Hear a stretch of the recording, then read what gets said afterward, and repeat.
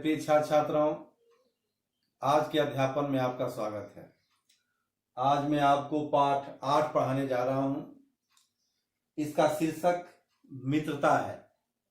इसके लेखिका चेतना जी हैं और इसकी विधा सत्य कहानी है। लेखिका चेतना जी पत्रिका के अंकुर घुसपैठिए नामक स्तंभ में दिल्ली के आसपास की कामगार बस्तियों के तरुण लेखकों की रचनाओं को अपने आपने स्थान हमेशा दिया है। प्रस्तुत सत्य कहानी मित्रता के माध्यम से लेखिका ने युवावस्था के दहलीज पर कदम रखते युवक युवतियों की दोस्ती, उनकी आपसी लगाव, निश्चल प्रेम, रूठना मनाना, उनकी मित्रता के प्रति समाज के दृष्टिकोण को रेखांकित किया है। लेखिका ने यह समझाने का प्रयास किया है कि बाल्यावस्था में जितनी निश्चिंतता, जितनी निर्द्वंदता, निश्चलता से लड़के लड़कियां आपस में रहते हैं, अवस्था के बढ़ने के अनुसार समाज उनको एक अलग दृष्टिकोण से देखता है। इसी दृष्टिकोण को उन्होंने इसमें समझाने का प्रयास किया है। आइए मैं इस पाठ को आगे समझाता हूं। प्रिय छात्र छात्राओं, आप देख रहे हैं लेखिका चेतना द्वारा लिखी सत्य कहानी मित्रता। मित्रता के माध्यम से लेखिका ने एक सामाजिक ताने बाने को उजागर किया है, स्पष्ट किया है कि कैसे बाल्यावस्था में लड़के लड़कियां निश्चिंत निर्द्वंद आपस में खेलते कूदते एक साथ रहते हैं और अवस्था के अनुसार जब युवा होते हैं तो ऐसी निर्द्वंदता नहीं रह जाती, वैसा निश्चल आपस में मिलना जुलना नहीं रह पाता। समाज इसको स्वीकार भी नहीं करता और स्वयं में भी एक दूसरे का यह व्यवहार अच्छा नहीं लगता। यह हमारा सामाजिक ताना बाना है। धीरे धीरे यह व्यवस्थाएं टूट रही हैं, फिर भी सामाजिक दृष्टिकोण में कुछ बदलाव असर नहीं कर रहा है। लेखिका ने उसी जीवंत संवेदनशील मुद्दे को एक कहानी के माध्यम से आप लोगों को समझाने का प्रयास किया। आइए चलते हैं। उसने मेरा हाथ कसकर पकड़ लिया। वह बार बार मुझे देखे जा रहा था। मैं इतनी हैरान थी कि कुछ समझ नहीं पा रही थी। हम दोनों एक दूसरे को टुकुर टुकुर देख रहे थे। टुकुर टुकुर देशज भाषा है। इसको भोजपुरी का यह शब्द है। टुकुर टुकुर मतलब एकटक होके, एकटक भी कह सकते हैं या एक दूसरे को बार बार देखते रहना, टुकुर टुकुर देखना कहते हैं। उसका चेहरा बदला बदला सा लग रहा था। ऐसा लग रहा था कि वह बहुत दूर से बहुत थक कर आया है। वह कुछ बोल नहीं रहा था, बस खड़ा था। मैं उससे बहुत कुछ पूछना चाहती थी लेकिन कुछ बोल नहीं पा रही थी। वह देखता रहा, गुस्से में थी। मैंने उसका हाथ झटका और तेजी से आगे की ओर बढ़ गई। मैंने एक पल भी पलटकर नहीं देखा। पलटकर का अर्थ है पीछे मुड़कर। शायद वहीं पर वह खड़ा था। मैं पलटना चाहती थी मगर नहीं। मुझ में भी एक अहम था कि वह आए और बोले, लेकिन वह आ नहीं रहा था। अहम के कई अर्थ हैं, अहंकार भी होता है। यहाँ स्वयं न बात करके दूसरे की अपेक्षा होती है कि जब वो बात करे तो हम करें, यह भाव हम का है यहाँ। मैं जल्दी जल्दी अपने कमरे में पहुंचकर उसे छुपकर और पलटकर देखने लगी। वह वहाँ नहीं था। मैं उदास चेहरा लिए जैसे ही पलटी तो वह मेरे पीछे ही खड़ा था। मैं सहम सी गई। उसने फिर से मेरा हाथ पकड़ लिया। तभी मम्मी ने तेज आवाज़ लगाई। उनकी आवाज़ सुनकर मेरा शरीर कंपकपा गया। पर वह था कि मेरा हाथ छोड़ने का नाम नहीं ले रहा था। मैं उसे और अपने साथ हाथ को ही देख रही थी कि मेरी आंखों से टप टप आंसू बहने लगे। मैं अपना हाथ छुड़ाने के लिए गिड़गिड़ाने लगी। गिड़गिड़ाना मतलब विनम्र होकर के, रुलासा होकर के निवेदन करना। मुझे याद है जब मैं स्कूल में पढ़ती थी, लेखिका ने अपने उस बाल्यावस्था के, बचपना के सजीव चित्रण का रेखांकन किया है। युवावस्था में ये सारे जो सामाजिक दृष्टिकोण हैं उसको ध्यान में रख करके लेखिका हाथ पकड़ना भी लेखिका को गंवारा नहीं था। नीचे कैसे आपस में रहते थे बाल्यावस्था में, उसको ध्यान दीजिए। और युवावस्था की बात आपने ऊपर देखा ही। मुझे याद है जब मैं स्कूल में पढ़ती थी, लेखिका कह रही हैं, छुट्टी के बाद वह मुझे रोज़ मिलता था और कहता था, रिश्ता है प्यारा प्यारा, दोस्ताना है हमारा। अर्थात हम लोगों का रिश्ता बहुत प्यारा है। हम एक दूसरे के दोस्त हैं, दोस्ताना हमारा रिश्ता है, रिश्ता हमारे संबंध। बोलते हुए उसकी हंसी और ठिठोली कितनी अच्छी लगती थी। हंसना और ठिठोली करना अर्थात मजाक करना। उस पर छोटे छोटे से हम कैसे गली के सबसे ऊंची छत पर जाकर पतंग उड़ाया करते थे।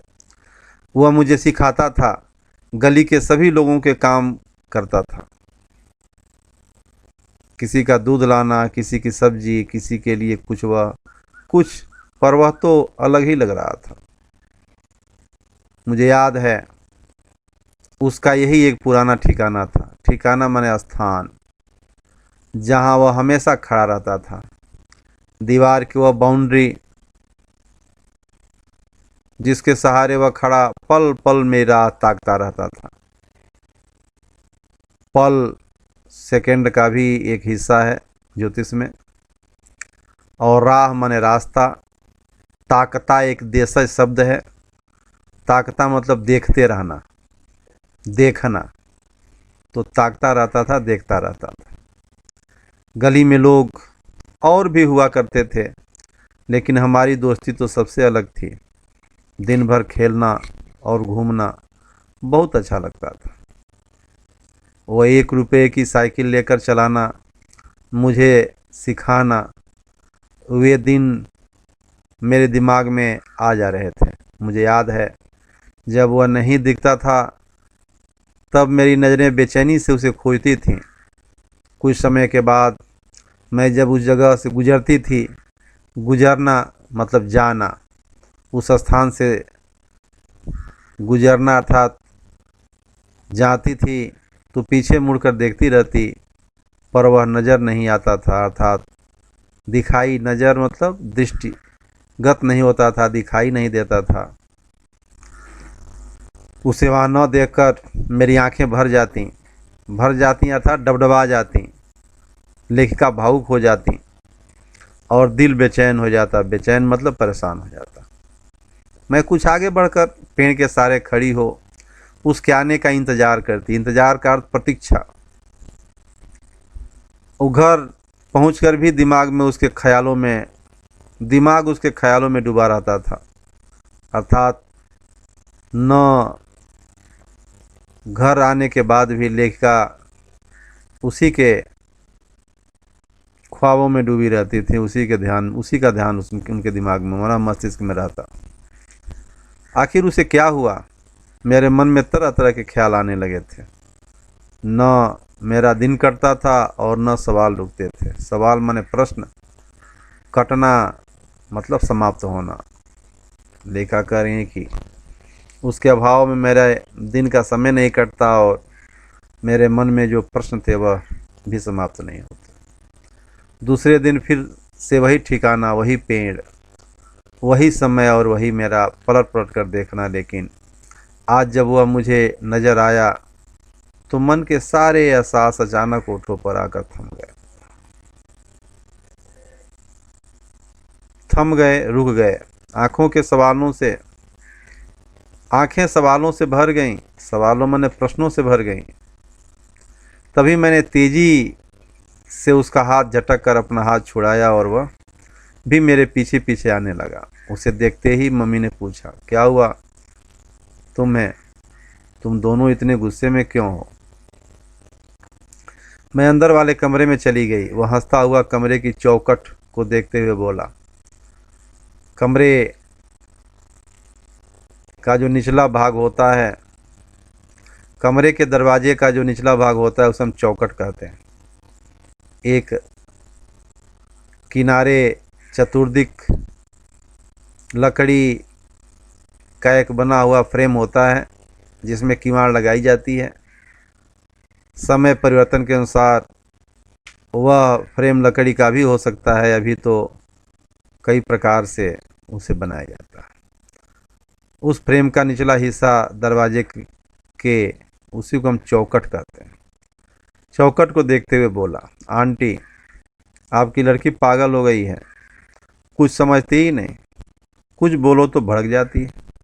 न सुनने की तो मानो इसने कसम खा ली है।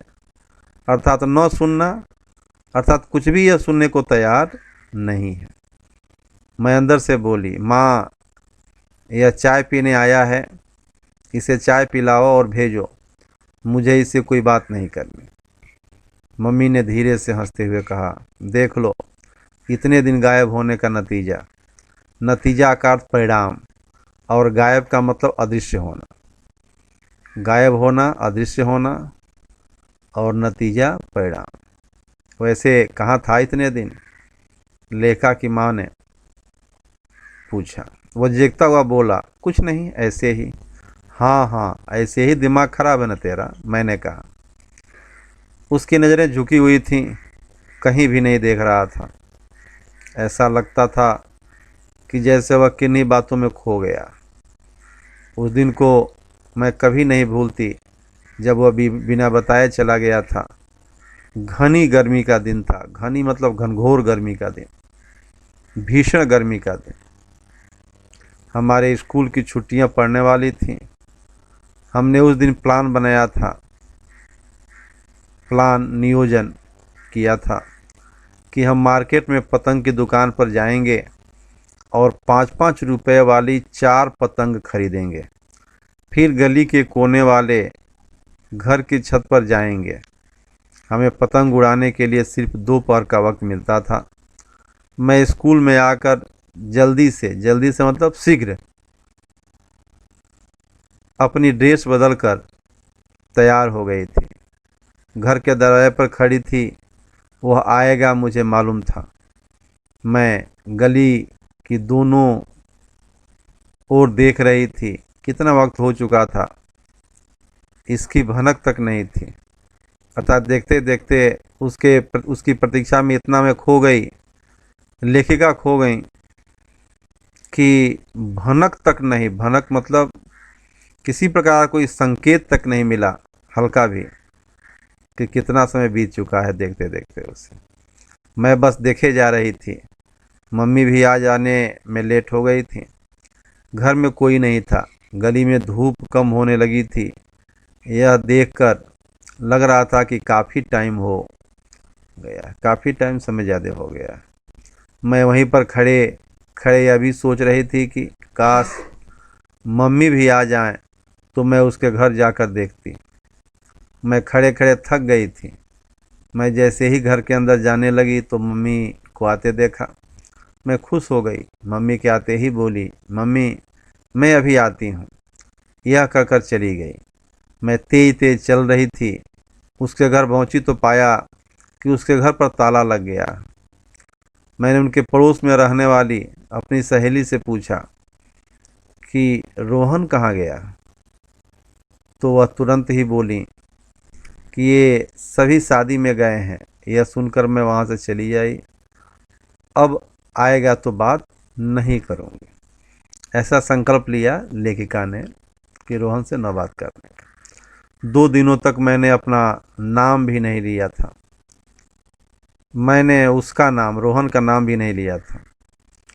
उसे पूरी तरह से भूल चुकी थी। लेकिन एक दिन सोचा कि अब जाकर देखती हूँ, शायद वे लोग आ गए होंगे। बेमन से मैं उसके घर गई। उसका घर खुला था। उसकी मम्मी बाहर खड़ी थी। लाइट नहीं था। घर में अंधेरा था। मैंने उसकी मम्मी से पूछा, आंटी रोहन कहाँ है? तो वह बोली, वह तो अपने मामा के घर ही रुक गया। यह सुनकर मैं बहुत दुखी हुई थी। फिर मैंने पूछा, वह कब आएगा? वह बोली, अब तो वह तभी आएगा जब कुछ सीख लेगा। इतना कहकर वह अंदर चली गई। लाइट आ गई थी। मैं उसकी माँ से और भी कुछ पूछना चाहती थी, लेकिन लाइट आने के कारण वह अंदर चली गई थी। आज पहली बार लाइट के आने का दुख हो रहा था। और आज यह मेरे सामने सिर झुकाकर बैठा था। मम्मी तेजी से हंसती हुई हाथ में चाय की ट्रे लिए किचन से बाहर निकली। किचन भोजनालय कहते हैं। वह सीढ़ियों पर बैठा था। उसने चाय का कप उठाया और कुछ नमक पारे भी ले लिए। चाय की चुस्की लेते हुए बोला, वाह आंटी, आपके हाथों की चाय आज भी उतनी ही कड़क है। किसी को मिल जाए तो उसका दिमाग ही खुल जाए। छात्रों, इस पर जो यह पैराग्राफ है रंगीन स्टार से प्रारंभ हुआ है, इस पर कुछ कृतियां हैं। इसको हम आइए पढ़ लेते हैं। एक उदाहरण के लिए आपको कैसे करेंगे दिया है। सूचना के अनुसार कृतियां कीजिए, आकृति पूर्ण कीजिए। लेखिका ने देखा तो रोहन का घर, इसमें ये 4 है, आधे आधे नंबर का आता है, अगर आएगा तो 2 नंबर का हो गया। 4 इसमें उत्तर लिखना है कि रोहन का घर लेखिका के देखने पर क्या था। खुला था। दूसरा, माँ बाहर खड़ी थी। लाइट नहीं थी। घर में अंधेरा था। यही रोहन के घर की स्थिति थी। उत्तर लिखिए। लेखिका को लाइट आने का दुख हुआ, कारण बताइए। लेखिका को लाइट आने का दुख हुआ क्योंकि लाइट आते ही उसकी माँ घर के अंदर चली गई, जबकि लेखिका उससे कुछ और पूछना चाहती थी। नेक्स्ट, रोहन के अनुसार आंटी के हाथों की चाय की विशेषता।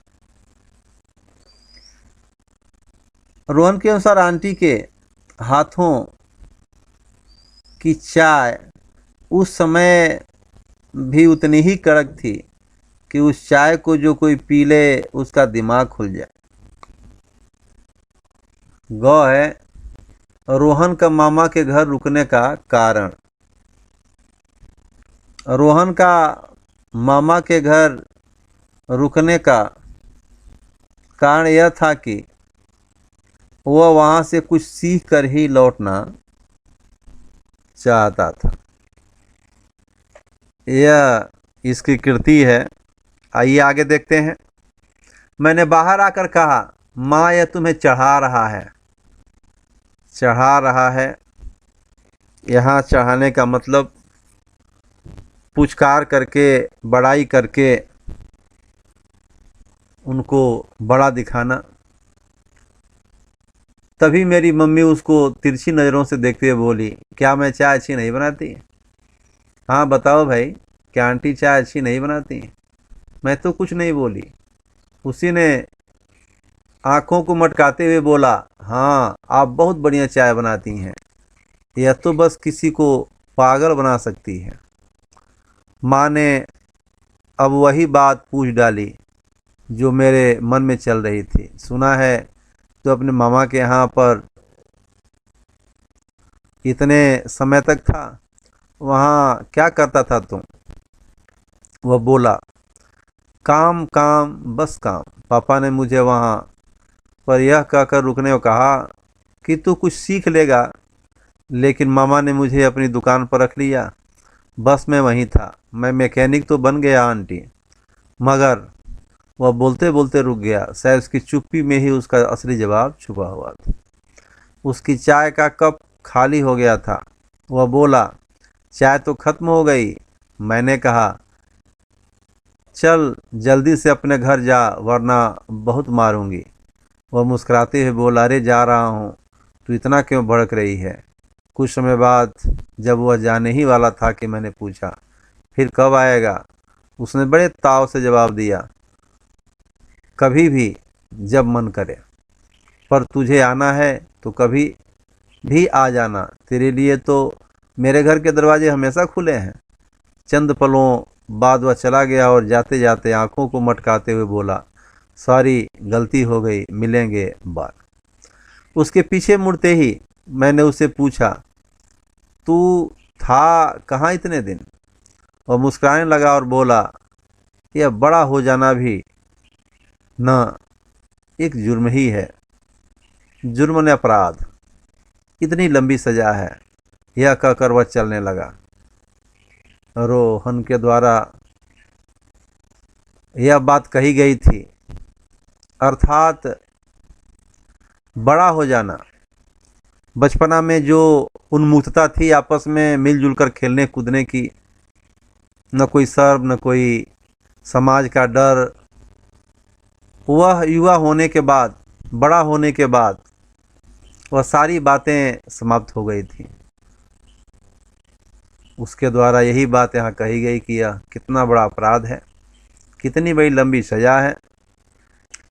वह चलने लगा। वह कुछ कहता हुआ कदमों को आगे बढ़ाता हुआ अपने घर की तरफ रवाना हो गया। मैं उसकी यह बात पूरी तरह समझ गई थी। आज उसका हाथ पकड़ना सभी को दिख रहा था, लेकिन यह नहीं दिख रहा था कि बचपन में छोटे छोटे से हम दोनों कैसे गली की सबसे ऊंची छत पर जाकर पतंग उड़ाया करते थे। इस प्रकरण के माध्यम से लेखिका ने युवक युवतियों के बाल्यावस्था के समय की निर्द्वंद रूप से साथ साथ खेलने, रहने तथा युवावस्था में बाल्यावस्था के निश्चिंत व्यवहार में सामाजिक दृष्टिकोण का सूक्ष्म वर्णन किया। आइए आपको कृतियाँ देखते हैं।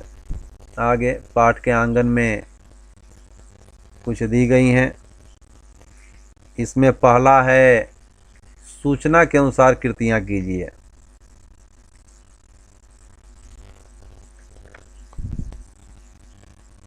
क,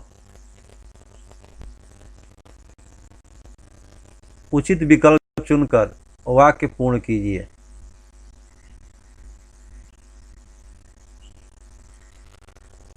उचित विकल्प क, देखिए अब यहाँ एक कृति है, वाक्य है, और इस कृति के नीचे क ख ग 3 विकल्प दिए गए हैं। अब इस विकल्पों में जो सही रहेगा आप उसको इसके आगे जोड़ देंगे और एक वाक्य बन जाएगा। अब आपको कृति करनी है यानी उत्तर लिखना है तो आप केवल प्रश्न नंबर यह दे देंगे, फिर यहाँ उप प्रश्न लिख देंगे, फिर यहाँ यह उप प्रश्न लिख देंगे और उत्तर लिख करके और यहाँ एक वाक्य लिख देंगे उत्तर के साथ। जो आप यहाँ भरेंगे उसको अंडरलाइन कर देंगे, अधोरेखांकित कर देंगे, अंडरलाइन कहते हैं।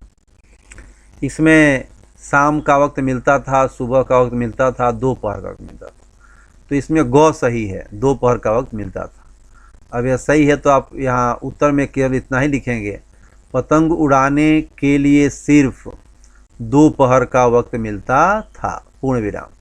अब यहाँ दोपहर का वक्त मिलता था उसको आप अंडरलाइन कर देंगे, उसको अधोरेखांकित कर देंगे। आज वह पूरे 3 साल के बाद दिखाई दिया था, 5 साल के बाद और 2 साल के बाद दिखाई दिया था। यहाँ उत्तर सही है गौ, 2 साल के बाद दिखाई दिया था। शेष उत्तर लिखते समय कृति का आप लिखेंगे आज वह पूरे 2 साल के बाद दिखाई दिया। ख है संजाल पूर्ण कीजिए। लड़के की विशेषताएं, अभी आपने देखा ना, कहा गया है कि लड़का बहुत बेनम्र था, किसी का दूध लाना, किसी का काम कर देना, तो उसी को लिखना है यहाँ पर। पहले काल में एक उसकी विशेषता लीजिए, गली के सभी लोगों का काम करता था। आइए दूसरा में क्या लिखेंगे, किसी का दूध लाता था। तीसरे बॉक्स में क्या भरेंगे, किसी की सब्जी लाता था। और चौथे में अच्छा दोस्त था। आइए अब नीचे चलते हैं। दूसरा, ये तो पहले का क ख ग रहा, क ख रहा। पाठ में प्रयुक्त अंग्रेजी शब्दों की सूची तैयार कीजिए। एक बार देख लीजिए, mummy, boundary, cycle, market, school, dress, late, time, light, aunty, sari, bye, सारे सब विदेशी भाषा के अंग्रेजी शब्द हैं। इसका तीसरा है, अपने बचपन में घटी संस्मरणीय घटना का वर्णन कीजिए। यह वर्णनात्मक लेख है। इसमें अपने बचपन में जो भी आपकी घटनाएं घटी हैं, संस्मरणीय, जो भुलाए नहीं भूल सकती, उन घटनाओं का जीवंत वर्णन करना चाहिए।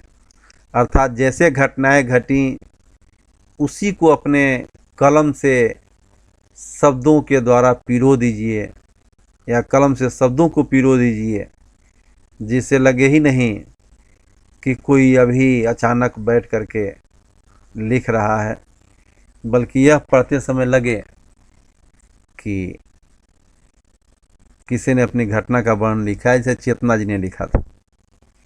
यह है आपका संस्मरणीय। संस्मरण मतलब जो याद है घटना बचपन की। तो आइए, आपका पाठ हो गया, इसको पढ़िए, समझिए और ध्यान दीजिए। धन्यवाद।